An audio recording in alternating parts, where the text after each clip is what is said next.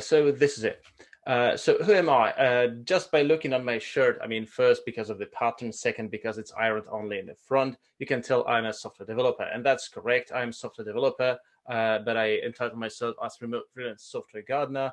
I blog every now and then, and I post my stuff on softwaregarden.dev, and I also work as a trainer for a few companies. One of them being Cementis.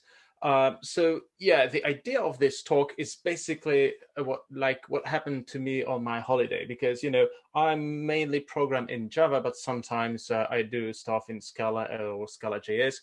But this is actually how it looks like, right? So here you are a proud Scala developer, but in the background there's always this Java thingy to run your stuff, right? So this is it.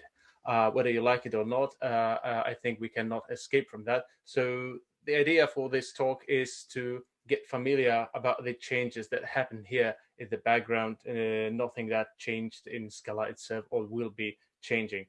Okay, so I also have a question to you, who you are.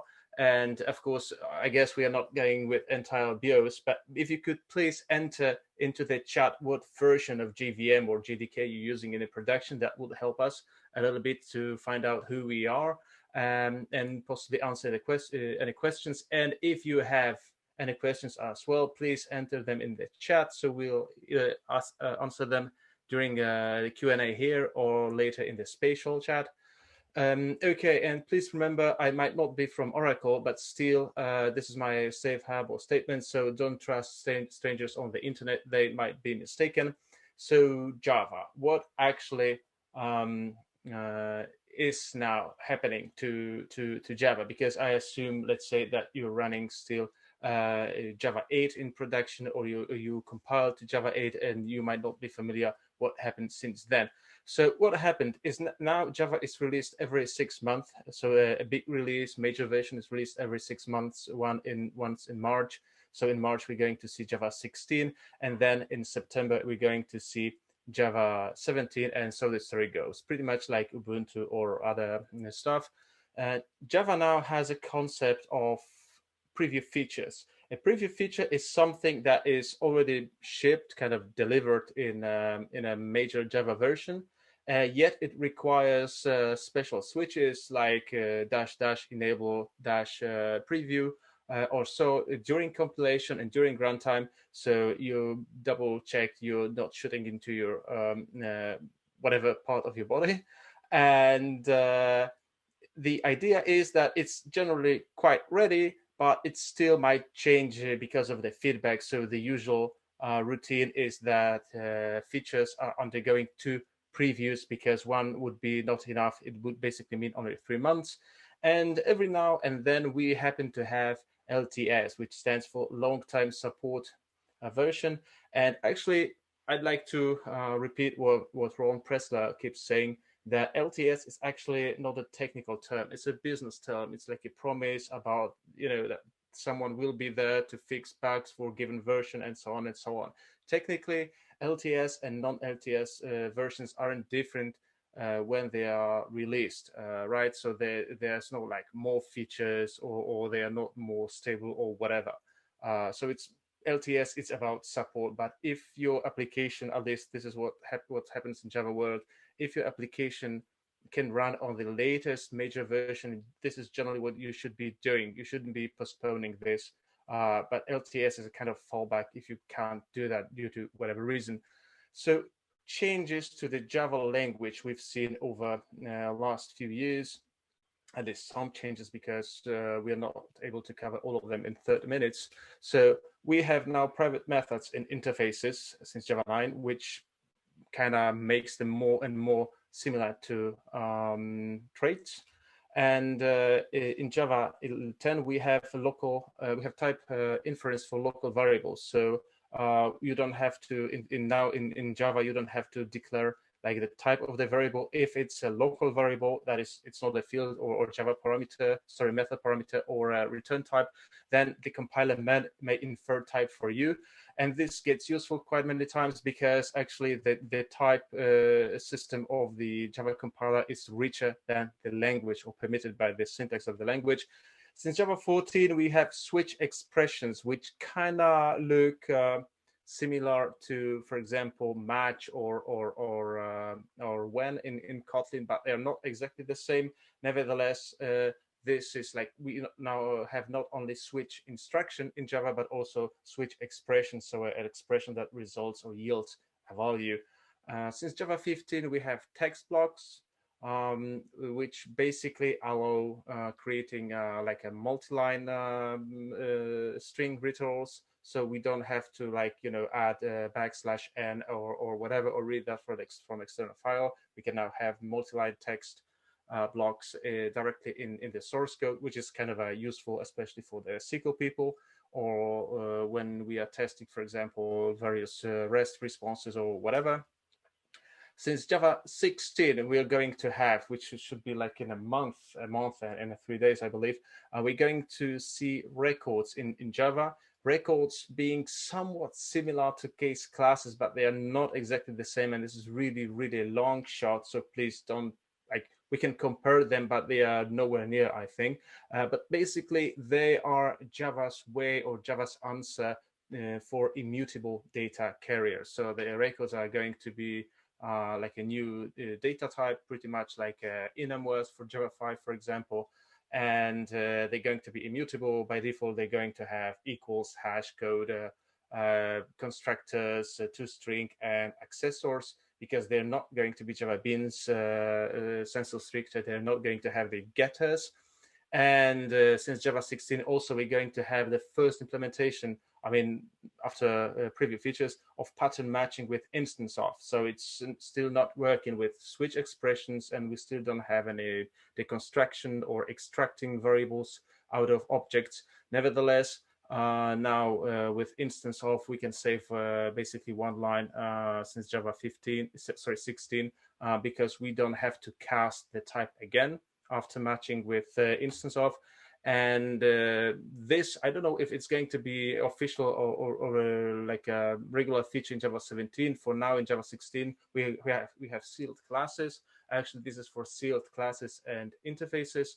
It's a second preview in Java 16, and this is not working exactly as we have that in Scala, for example. Mainly because in Java, we don't have a concept of, few public classes or interfaces in one source file.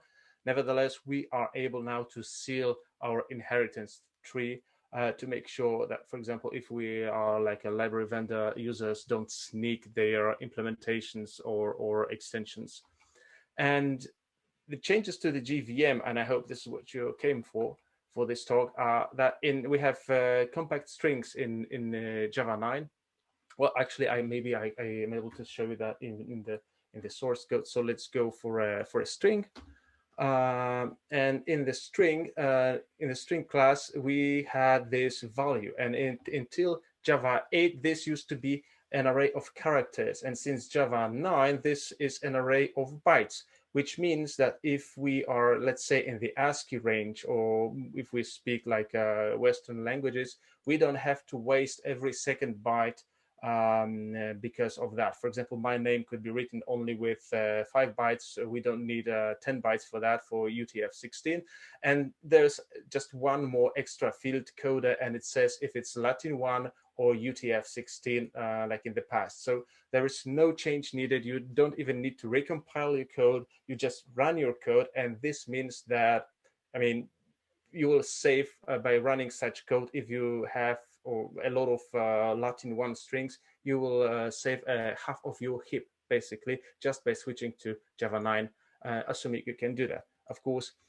Okay, so compact strings. We also have class data sharing since Java 9, and this got implemented, and improved over various versions. And this means basically faster starts or faster boots of applications, because now the JVM doesn't have to scan all the jars or the whole class path every time you start the application.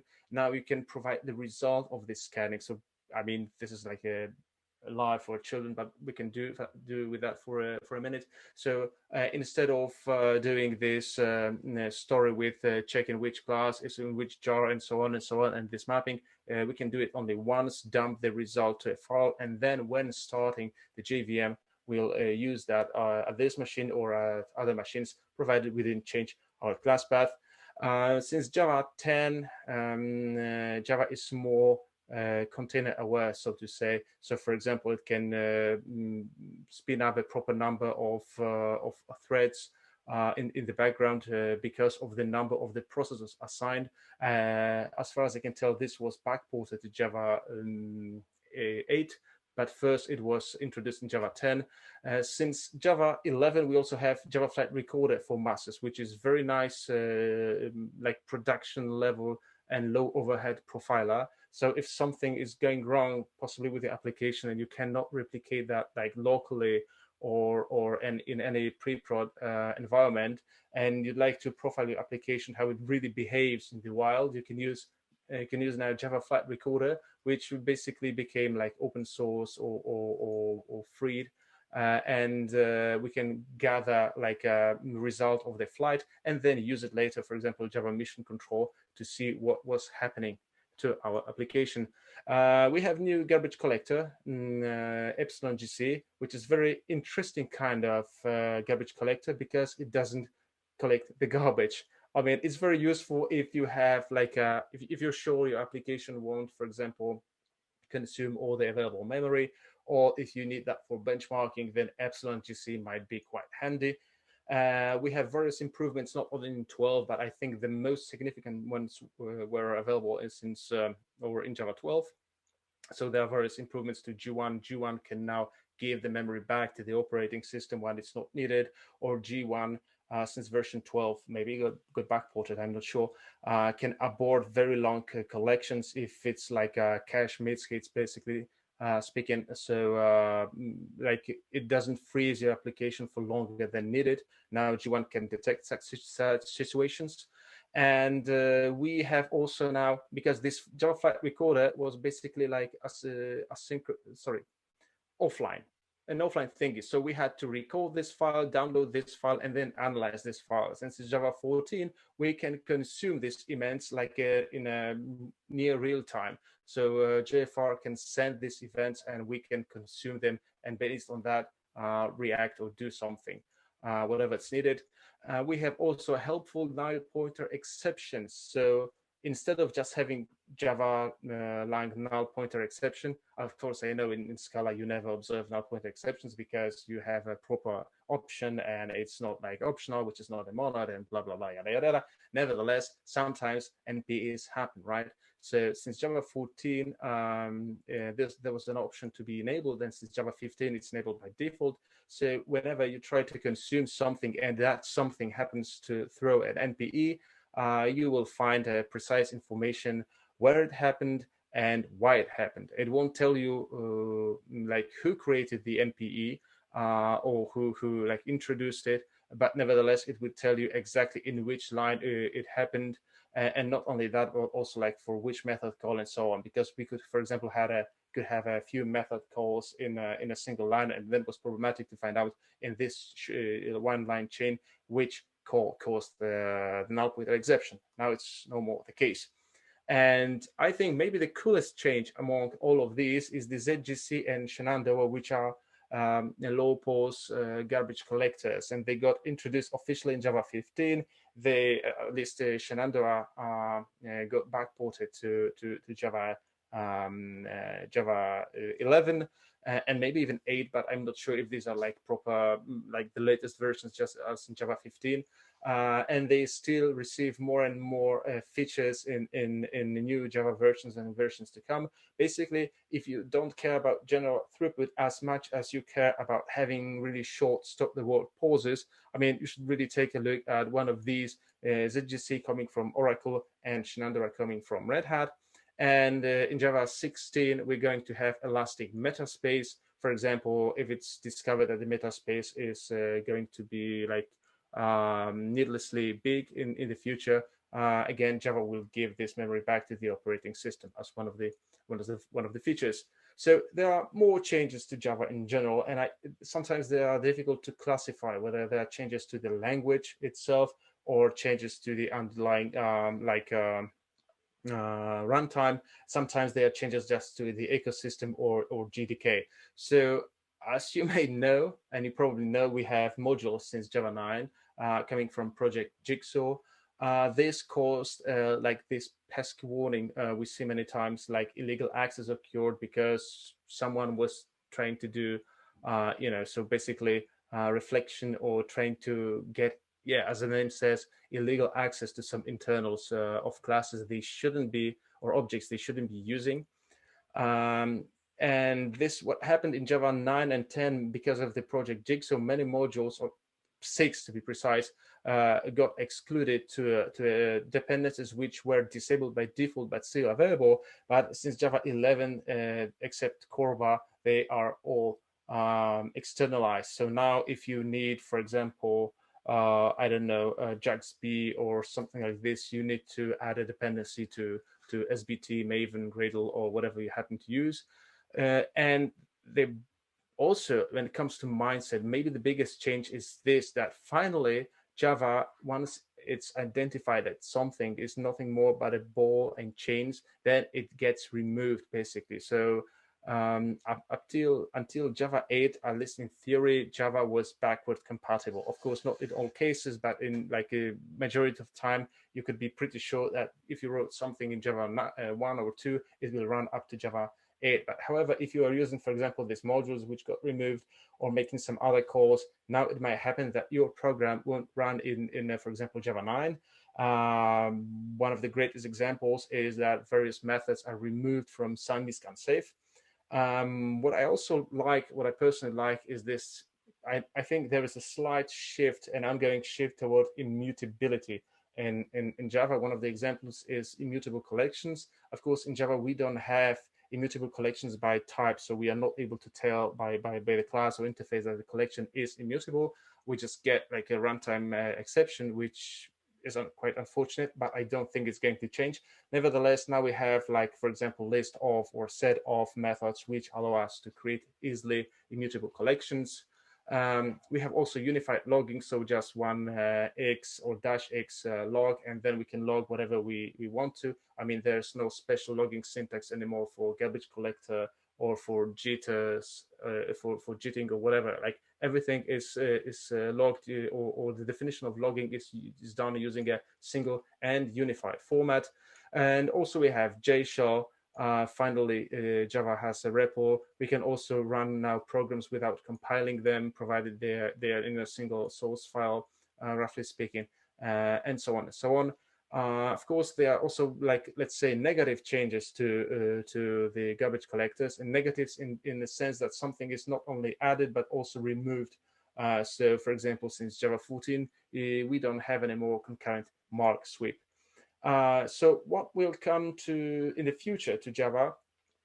Well, I'm not able to tell you that exactly, and I'm not sure if there's a single person in the world who can tell you what exactly will happen to Java in the future and when exactly. But I think there are of course people who know more, but I can also tell you a few things. So we are going to have Project Loom. And the name changes. Sometimes these are like with threads, sometimes they're called fibers, and so on and so on. So I just call them beta threads. So we're going to have threads which are not going to be like one-to-one bound with the OS threads. Therefore, they're going to be much lighter. And instead of having like thousands of them, we'll be able to have millions of them. Because why not? And we'll be able to get to this approach, for example, with one thread per request, or threads could be so lightweight that we could be using them just, they could be like a single-use thread. No need to reuse them. Project Valhalla is going to also give us more cool stuff. And I believe this is the current name, the primitive object. So, for example, if we're going to keep an array of objects, the header of the object is not going to be repeated. We'll be able to have, for example, a single header for the whole array, and therefore the whole array will consume less memory. Also, more goodies will come from Project Amber. So not only like stretch expressions, for example, or instant pattern matching with instance of, but we're going to have most probably like proper pattern matching, for example, with deconstructing objects, extracting internals, and so on and so on. So as you can see, Java is also following this path of allowing more and more functional style in programming.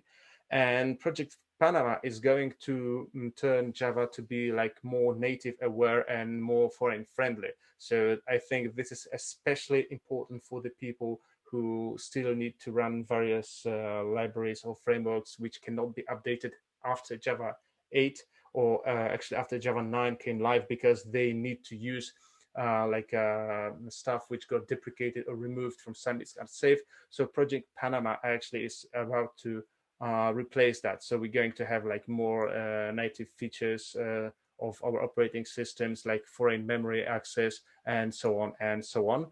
All right, so I think we still have time for a short demo, because why not? So let me, because I like to show you these garbage collectors, because why not? So I have, Yarek has helped me to create this simple, I call it GC quasi benchmark. It's not a proper benchmark. So if you're like doing your PhD right now, just don't quote on me. This is not a proper benchmark, all right? What it does, it does what we shouldn't be doing. So it just creates garbage, right? This project creates garbage. We should be reduce or eliminate the number of garbage we create, the amount of the garbage. And so as you can see, it makes the GC busy. And now I'm able to run it with various garbage collectors. So first I'll run it with G1, which is the default now after Java 9. And as you can see, I'm recording, I'm using this Java flight recorder to record actually what's happening to, let's say,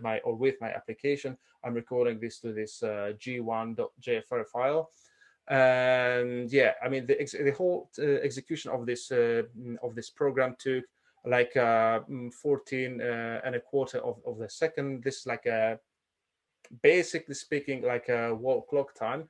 Now I'm going to use the parallel GC. Parallel, yep, let's run it.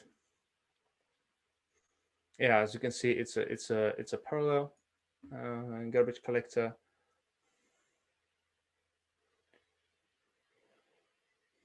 All right. I mean, before the talk, it didn't take so long because I wasn't running Zoom. And now with Zoom, it took, like you see, almost 21 seconds, quite long. And now let's run it with ZGC, if I'm not mistaken. Yep. Oh, sorry, I made a mistake. Yeah, of course, there should be time. Oh, fatal error. What's happening? Oh, whoa. Let's check what Java version I have. So see, I was running Java 11. All right, so let's run it, of course, using 15, Java 15. Let's run it again. Yeah, it's running now.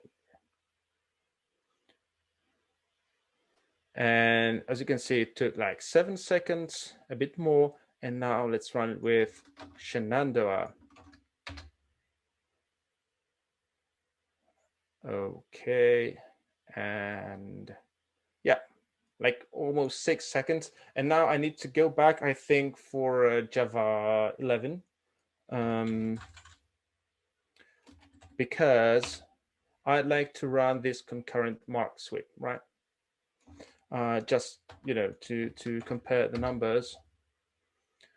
Okay, it's running, still running. Hello, Mr. CMS. Maybe there's a reason why they actually removed that. Okay, 15 seconds, not that bad. We saw worse results. So now let me run Java Mission Control, which is basically a program allowing us to read the results. I mean, these Java flight recorder files. And yeah, I mean, the Zoom is interfering now. Let me, yeah, maybe let's do it like this. Okay, so I can also see what I'm doing here. That would be quite useful, I think. Okay, so as you can see, CMS, it didn't take as much time as, for example, Parallel OGC. But as you can see, it has this red exclamation mark next to garbage collections, telling us that there's something wrong with the garbage collecting. And these are the pauses. As you can see, everything nicely visualized. And now I'd like to show you, because we'd like to focus on this longest pause. So as you can see, the longest pause was quite at the beginning. It was like a 300 over 300 milliseconds. Of course, then it goes below, and after it's warmed up, it's like a 130, 140 milliseconds. Not that bad. Let's see how Parallel garbage collector is behaving. I mean, it's not old anymore. I need to rename the file because it also got like removed in Java or deprecate Java 14 or something. Nevertheless, you see the longest pause is like almost 300 milliseconds, and then it goes below but stays over 60 milliseconds. So still quite blocking, I'd say. Let's check this G1, which is a default one after Java or since Java 9. And again, there's this red exclamation mark. But as you can see, the pauses are not that bad. I mean, they are like over 100 milliseconds, and then they go below, and then they go even better. And there's a nice memory usage pattern, as you can see. And now let's check ZGC. And ZGC, you can see no red exclamation mark here. Interesting. And the longest pause is, that's correct, ladies and gentlemen. This is like less than 1.5 milliseconds. So it's not tens or hundreds of milliseconds. It's like, after this this is like sub-millisecond pause. So this is how good it is. And let's check Shenandoah. And again, no red exclamation mark, which means things are pretty good. And for this particular run, the longest pause took just slightly above half a millisecond, and the other ones were below a half of a millisecond. And then, 200 microseconds. So see, if you care about short, stop the word pauses, and you don't even need to recompile your code, right? You can go with the same jars you already have. But if your manager or your shareholders or whatever, they're complaining that we have these freezes of this application, maybe you should switch from this and this, and maybe from G1 as well, and go for ZGC and Shenandoah. But I need to warn you, if you're batch processing and if you care about the general throughput, these are not for you, because they do stuff in parallel, and because of that, as we all know, they consume at the end of the day more CPU power. So if you have to, do like bank reports or whatever, probably you'd like to stick to one of these, like G1, for example, or Parallel. But if you care about online processing, then maybe you should take a close look at Shenandoah and ZGC. There's one more thing I'd like to show you, and it's this application class data sharing. Okay, so as I told you, it's a kind of cache actually. So it saves time, it saves precious milliseconds, sometimes even seconds. But we're not talking about Spring, right? Sorry. Yeah, what it does. First, I'm creating, and this is using these new features from Java 13. I'm creating in a single go application class data sharing archive, saved here, for this dynamic .jsa. Then I'm running for without it. I mean, with this class data sharing disabled totally. Then I'm running it using only the class data sharing archives from the JVM or /JDK itself, because since Java 12, I believe, your JDK has to be shipped with that, as the specification says. And then in the last run, we are going to use like this, cached CDS for everything. So for the JVM, JDK, and our application as well. And again, please remember, this is not a proper benchmark. It's just like an illustration or something like this. So let's run it. Which version do we have? Java version, it's 11. We have to use at least 13. Let's use 15. Okay, again, you don't need to recompile your code. It's about runtime. It's not about compilation, right? So let's run this script. Should I have? Yes. Okay. So this is how long it took. So it took like 3/4 of a second to create this archive. Then running without anything, any cache, it took like 435 milliseconds. Then running with caching enabled just for the JVM, it took slightly below 400 milliseconds. And then when we also enabled the cache for our application, which I remind you is a simple single class, single method hello world application, nothing more, we got even below 300 milliseconds. So the richer your class path is, the more classes, the more jars you have on your class path, then you're going to benefit more when it comes to startup times of your JVM. Okay, so let me go back to the slides. Yeah, if you'd like to read more about these projects, please go to OpenJDK projects page.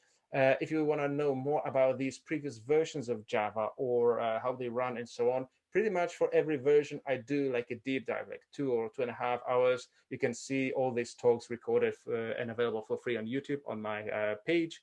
Just click and you'll see that. And please remember, for every speaker at every event, even if it's a remote one, please provide your feedback in any form. But I encourage you this time to fill this little anonymous, at least anonymous from my point of view, Google form. Paul, it has 4 or 5 really short questions. It will take you a minute, maybe two. And that's it. Thank you very much for attending this talk. I hope you'll be able to switch to newer JVM versions to benefit from the better performance, to spend less money for your hardware or your cloud providers, and then eventually also generate less CO2 and stuff. So here's the link for the source code if you're really interested. Here's the link for the slides. You can also follow me on Twitter if you're interested more in about Java and what's going on. Back to the studio.